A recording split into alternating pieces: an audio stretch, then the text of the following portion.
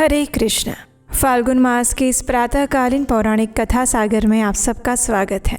इस समय पवित्र फाल्गुन मास आरंभ हो चुका है और उसमें हम श्रवण कर रहे हैं भगवान शिव से जुड़ी हुई इन सुंदर पौराणिक कथाओं का। तो चलिए आज की कथा यात्रा को आगे बढ़ाते हैं और सुनते हैं आज की फाल्गुन मास की कथा। आइए आज की कथा आरंभ करते हैं। इस समय इस कथा श्रृंखला में हम समुद्र मंथन की पौराणिक कथा का श्रवण कर रहे हैं, जिसमें आगे लोमश ऋषि कहते हैं, तत्पश्चात भगवान विष्णु के पास मंदराचल को मथानी और वासु की नाग को रस्सी बनाकर सभी देवताओं ने पुनः समुद्र मंथन आरंभ किया। और तब समुद्र से देव कार्य की सिद्धि के लिए अमृतमयी कलाओं से परिपूर्ण ऐसे चंद्र देव प्रकट होते हैं। संपूर्ण देवता, असुर और दानवों ने भगवान चंद्रदेव को प्रणाम किया और अपने गर्ग आचार्य जी से अपने अपने चंद्र बल की यथार्थ रूप से जिज्ञासा की। उस समय गर्ग आचार्य जी ने देवताओं से कहा, हे देवतागण, इस समय आप सभी लोगों का बल ठीक है। आप सभी उत्तम ग्रह केंद्र स्थान में यानी कि लग्न में, चतुर्थ स्थान में, सप्तम स्थान में और दशम स्थान में हैं। चंद्रमा से गुरु का योग हुआ है। बुध, सूर्य, शुक्र, शनि और मंगल भी चंद्रमा से संयुक्त हुए हैं। इसलिए तुम्हारे कार्य की सिद्धि के लिए इस समय चंद्र बल बहुत ही उत्तम है। ये गोमंत नामक मुहूर्त है जो विजय प्रदान करने वाला होता है। महात्मा गर्ग मुनि से इस प्रकार आश्वासन मिलने पर महाबली देवतागण गर्जना करते हुए बड़े वेग से समुद्र मंथन करने लगे। मथे जाते हुए समुद्र के चारों ओर बड़े जोरों से ज्वाला उठ रही थी, आवाजें आ रही थी और इस बार के मंथन से देव कार्यों की सिद्धि के लिए साक्षात सुरभि कामधेनु गाय प्रकट हुई। उन्हें काले, श्वेत, पीले, हरे और लाल रंग की सैकड़ों गायें घेरे हुई थी। उस समय ऋषियों ने बड़े हर्ष में आकर देवताओं और दैत्यों से कामधेनु के लिए याचना की और उनसे कहा, आप सभी लोग मिलकर भिन्न भिन्न गोत्र वाले ब्राह्मणों को कामधेनु सहित इन सभी गायों का दान अवश्य कीजिए। ऋषियों द्वारा याचना की जाने पर देवताओं और दैत्यों ने भगवान शंकर की प्रसन्नता के लिए वे सभी गायें दान कर दी और यज्ञ कर्मों में भली भांति मन को लगाने वाले उन परम मंगलमय महात्मा ऋषियों ने उन गायों का दान स्वीकार किया। तत्पश्चात सब लोग बड़े जोश में आकर क्षीर सागर को मथने लगे और तब समुद्र से कल्प वृक्ष, पारिजात, जूत और संतान ये 4 दिव्य वृक्ष प्रकट हुए।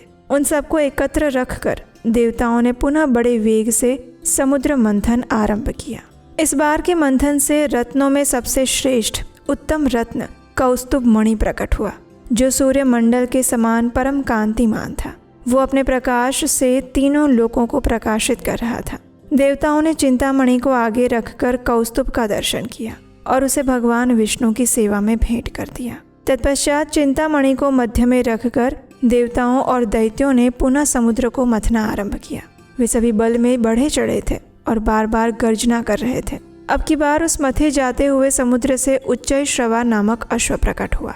वो समस्त अश्व जाति में एक अद्भुत रत्न था। उसके बाद गज जाति में रत्नभूत ऐसा ऐरावत हाथी प्रकट हुआ। उसके साथ श्वेत वर्ण के 64 हाथी और भी थे। ऐरावत के 4 दांत बाहर निकले हुए थे और मस्तक से मद की धारा बह रही थी। इन सबको भी मध्य में स्थापित करके वे सभी पुनः समुद्र मथने लगे। उस समय उस समुद्र से मदिरा, भांग, काकड़ा सिंगी, लहसुन, गाजर, अत्यधिक उन्माद कारक धतूरा और पुष्कर आदि बहुत सारी वस्तुएं प्रकट हुई। इन सबको भी समुद्र के किनारे एक स्थान पर रख दिया गया। तत्पश्चात वे श्रेष्ठ देवता और दानव पुनः पहले की भांति समुद्र मंथन करने लगे।